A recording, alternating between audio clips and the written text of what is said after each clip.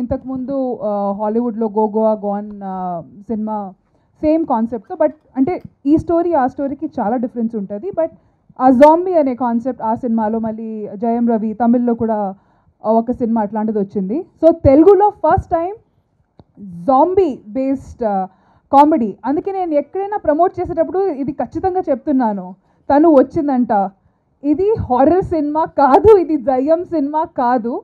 So yeah, so that is something which అందరూ మనం డెఫినెట్గా వెళ్ళిన ప్రతి చోట చెప్పాలి. ఇది ఖచ్చితంగా హారర్ ఆర్ దయ్యం సినిమా కాదండి, ఇది out and out comedy cinema. So ఈ మూవీలో ఎలా ఉన్నారు? Thank you so much. Have your seat ma'am. Thank you so much for coming here. And next stage మీదకి నమస్కారం చంటి గారు, హ్యాపీ బర్త్డే. ముందుగా ఇక్కడికి వచ్చిన వాళ్ళందరికీ కూడా నమస్కారాలండి. మీడియా మిత్రులందరికీ కూడా నమస్కారం. ప్రొడ్యూసర్కి డైరెక్టర్ గారికి తప్ప కో ప్రొడ్యూసర్ కూడా లేదండి, కెమెరామెన్కి చెప్పాల్సిన అవసరం లేదు. ఏమన్నా అడుగుతారా? ఈ మూవీలో మీకు బాగా నచ్చింది? సో ఈ సినిమాలో జనరల్గా బయట మీరు జనాలతో ఆడుకుంటారు, మామూలుగా కాదు, ఛాన్స్ దొరికితే పాపం ఆడుకుంటారు, జోకులు వేస్తారు. సో సినిమాలో వచ్చి ఎండ్లో మీరు బాగా ధైర్యం చేసి నా మీద కామెంట్ వేశారు కదా, అదేంటండి?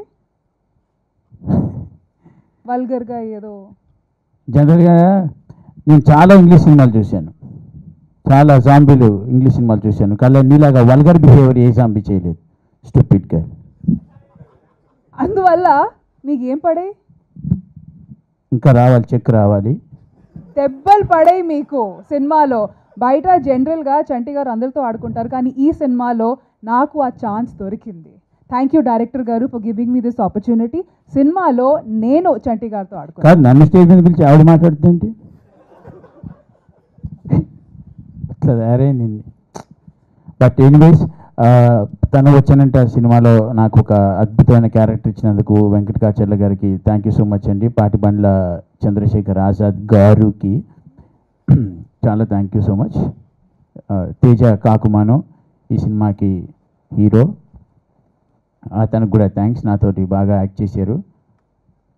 సారీ, నేను మీతో యాక్ట్ చేశాను. బాగా పొడుగు ఉంటాడు, చాలా కష్టమైంది తలకాయ రేపు డైలాగులు చెప్పాలంటే. ఈ సినిమా ఖచ్చితంగా తెలుగులో ఫస్ట్ టైం ఒక కామెడీ ప్లస్ జాంబీ అని ఒక కొత్త రకమైనటువంటిది వచ్చింది అందరికీ. అంటే కామెడీ వేరు, జాంబీ సినిమా లేరు. జాంబీ సినిమాలు అంటే జనరల్గా దెయ్యాలు వచ్చి మనుషులు చంపేయడాలు, పొడుచుకోవడాలు ఇట్లాంటివన్నీ ఉంటాయి. దీనిలో అలాంటివి ఏం లేవు. పొరపాటున ఒక గ్రహస్థితి బాలేక ఒక అతను చేసిన మర్డర్కి నేను బలయ్యాను. Thank you so much. ఈ సినిమా ఖచ్చితంగా బాగా ఆడుతుందని మీ అందరి సహకారంతో, పాపం మమ్మల్ని నమ్ముకొని డబ్బులు పెట్టిన చంద్రశేఖర్ పాతిబండ్ల గారికి బాగా డబ్బులు రావాలి. దయచేసి వచ్చిన తర్వాత నాకు ఇవ్వాల్సిన చెక్ ఇచ్చేస్తే thank you so much.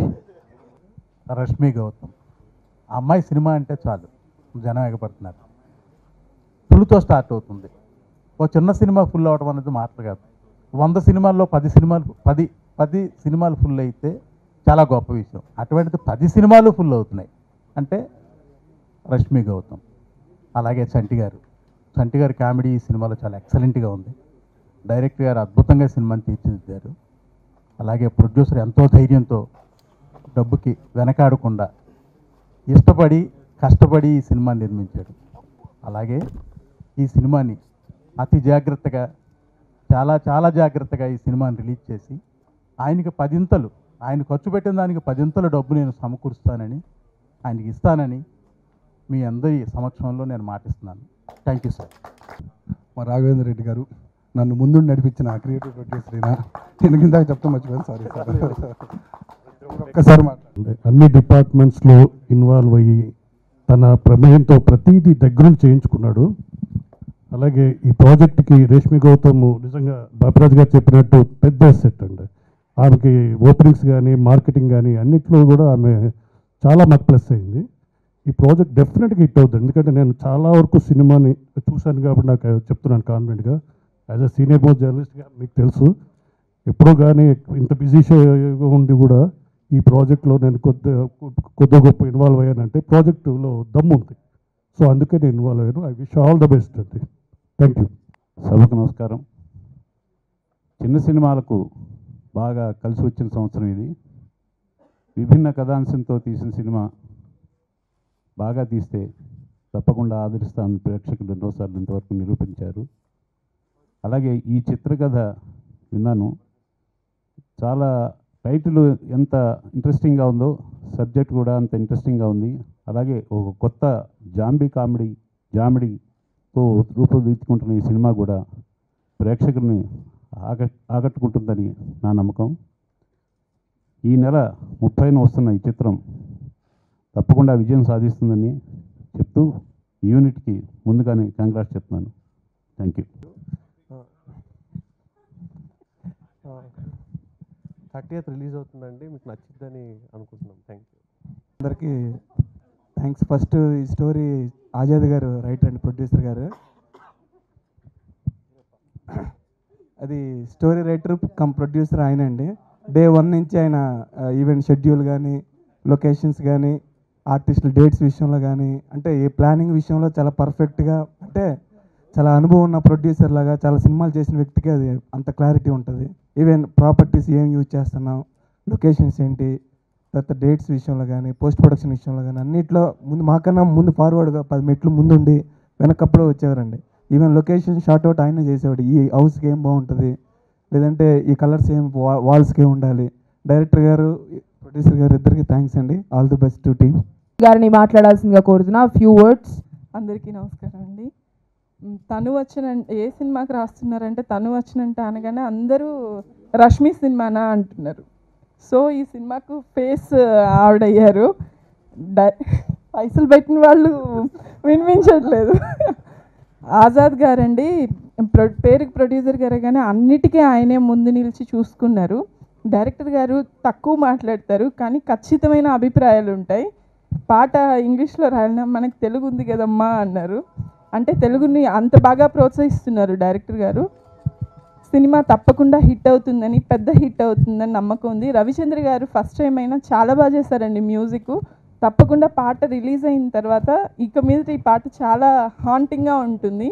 Song టీజర్కి కూడా చాలా మంచి రెస్పాన్స్ వచ్చిందండి. విన్న వాళ్ళందరూ మ్యూజిక్ డైరెక్టర్ ఎవరు అని అడుగుతున్నారు. అంత ఇదిగా ఉంది. థ్యాంక్ యూ అండి అవకాశం. అందులో 10% మాత్రమే ప్రేక్షకులకి నచ్చుతాయి. ఆ 10%లో తను వచ్చినంత ఉంటుంది అని కాన్ఫిడెంట్. పాత్రికేయ మిత్రులు, మా సన్నిహితులు, శ్రేయోభిలాషులు, మా ఆహ్వానాన్ని మన్నించి ఇక్కడికి వచ్చినందుకు అందరికీ మా అభినందనలు, అభివాదాలు. ఇంకొకటి, ఈ సినిమా గురించి మా టీం అందరూ చాలా చెప్పారు. సో నేను చెప్పాల్సింది ఏమైనా లేదా నన్ను అడగాల్సింది ఏమైనా ఉంటే ఆ అమ్మాయి అడిగితే నేను చెప్తాను. యాక్చువల్లీ ఈ జాంబీస్ అనేది మన వాళ్ళకు ఇంగ్లీష్ మూవీస్ ద్వారా బాగా పరిచయం. జాంబీ అనగానే ఒక వియర్డ్ లుక్లో క్రీపీ మూమెంట్స్, అదొక దయ్యంలాగా హారర్ ఫీల్డ్లోనే ఇంతవరకు ప్రజెంట్ చేయడం జరిగింది. కానీ జాంబీని ఒక హాట్ గర్ల్గా లేదా ఒక బ్యూటీగా ప్రజెంట్ చేయడం బహుశా నాకు తెలిసి మేమే ఫస్ట్ టైం చేస్తున్నాం. మరి జాంబీ బ్యూటిఫుల్గా ఉంటుందా, లేకపోతే జాంబీ ఎందుకు దయ్యం అంటే కొంచెం ఆక్వర్డ్గా ఉండాలి కదా అని చాలా చాలా స్పెక్యులేషన్స్ ఉన్నాయి. కానీ జాంబీ అనేది మనకి ఎలా దయ్యాలు ఎలాగా ఒక కాన్సెప్ట్ ఎవరి థియరీలో వాళ్ళు చెప్పారు. విఠలాచార్య గారు దయ్యాలను ఒక రకంగా చూపించారు, కేవీ రెడ్డి గారు ఒక రకంగా చూపించారు. ఇలా డిఫరెంట్ డైరెక్టర్స్ డిఫరెంట్ దయ్యాలను చూపించారు. సో దయ్యం అంటే ఇలాగే ఉండాలి ఒక రూల్ ఉండదు. అలాగే జాంబీలు కూడా ఇలాగే ఉండాలని రూల్ ఏం లేదు. అది ఆ కాన్సెప్ట్ని ఎవరి వాళ్ళ పర్సెప్షన్ ప్రకారం సబ్జెక్ట్కి అనుగుణంగా వాళ్ళు ప్రజెంట్ చేశారు. సో మేము జాంబీలో కొత్తగా ప్రజెంట్ చేయాలనుకున్నాం, కొత్త కాన్సెప్ట్లో రావాలనుకున్నాం. అందుకోసమే రష్మి లాంటి అమ్మాయిని హీరోయిన్గా అనుకున్నప్పుడు ఆ అమ్మాయిని అగ్లీగా చూపించి ఒక వియర్డ్ లుక్లో ఆ అమ్మాయిని ప్రజెంట్ చేస్తే అది చూడడం ఆడియన్స్కి అది ఎగ్జైట్మెంట్ ఉండదు. జాంబీ అమ్మాయి చేస్తోంది కాబట్టి రష్మిని చాలా రొమాంటిక్గా, చాలా హాట్గా, చాలా బ్యూటిఫుల్గా ప్రజెంట్ చేయాలి అన్న కాన్సెప్ట్లో తయారు చేసుకున్న కథ ఇది. సో కాబట్టి ఆ థాట్లో నుంచి ఒక కొత్త కథ మాకు వచ్చింది. ప్రతి సన్నివేశం కొత్తగా ఉంది కాబట్టి ప్రతి సీను కొత్తగా ఉంటుంది, ప్రేక్షకులు ఎక్స్పెక్ట్ చేయని రీతిలో ఉంటుంది. ఎస్పెషలీ టెక్నికల్ వాల్యూస్ రాజ్ మీకు చాలా నేను సభాముఖంగా నేను థ్యాంక్స్ చెప్పాలి. సినిమాని ఒక చిన్న సినిమా స్థాయి నుండి తన విజువల్ అవుట్లుక్తో సినిమాని చాలా ఎత్తుకు తీసుకెళ్ళాడు తను. మీరు చూస్తున్నప్పుడు సినిమా ఇది లో బడ్జెట్ సినిమా అని మీకు అనిపించదు. చాలా ఖర్చు పెట్టి తీశారు. బాగా అంటే మేము ఖర్చు పెట్టలేదని కాదు, కానీ మేము అనుకున్న దానికంటే చాలా బాగా కనబడుతుంది సినిమా విజువల్గా జనాలకి. నెక్స్ట్ మ్యూజిక్ డైరెక్టర్ రవిచంద్ర చాలా బాగా చేశాడు.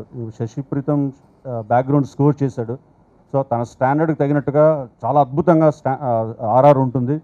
ఇంకా ఆర్టిస్టుల గురించి నేను చెప్పక్కర్లేదు. రష్మి గురించి కానీ, తేజ గురించి కానీ, చంటి గారి గురించి కానీ, వాళ్లకు అంటే మా టీం అందరికీ ఈ సినిమా ఇదొక ఐడెంటిటీ అవుతుంది అనుకుంటా. నెక్స్ట్ కొత్త ఐడెంటిటీ క్రియేట్ చేస్తుంది. ఎందుకంటే తను వచ్చేనంట అనేది first of it's kind Tollywood first zombie movie కాబట్టి నెక్స్ట్ టైం ఎవరైనా జాంబీ మూవీ తీస్తే ఇది ఒక బెంచ్ మార్క్ లాంటిది జాంబీ మూవీ కామెడీస్లో. సో కాబట్టి ఈ బెంచ్ మార్క్ని క్రియేట్ చేయడంలో మా ఫ్రెండ్స్ అందరూ, మా టీం అందరూ, నటీనటులు, సాంకేతిక నిపుణులు కానీ, ప్రొడ్యూసర్స్ కానీ, సహకరించినటువంటి మిత్రులందరూ కానీ వాళ్ళందరి సహకారం ద్వారా మేము ఈ సినిమాని ఒక స్టాండర్డ్ మూవీగా ప్రజెంట్ చేసాము. ప్రేక్షకులకు కూడా బాగా నచ్చుతుంది అనుకుంటున్నాం. రేపొద్దున ఈ ఆఫ్టర్ ఆల్ 8 వేలు సంపాదించే వాడికి ఎవరు పిల్లనిస్తారు? మహానగరం ఏసీ రూమ్లో ఉద్యోగం 25,000 జీతం అంటే వాడి లెవెలే మారిపోద్ది. నీవు కాలేజ్లో ప్రపోజ్ చేసినప్పుడే నాకు ఇష్టం లేదని చెప్పేశాను. ఎన్నాళ్ళ నేను ఊపి పట్టగలను?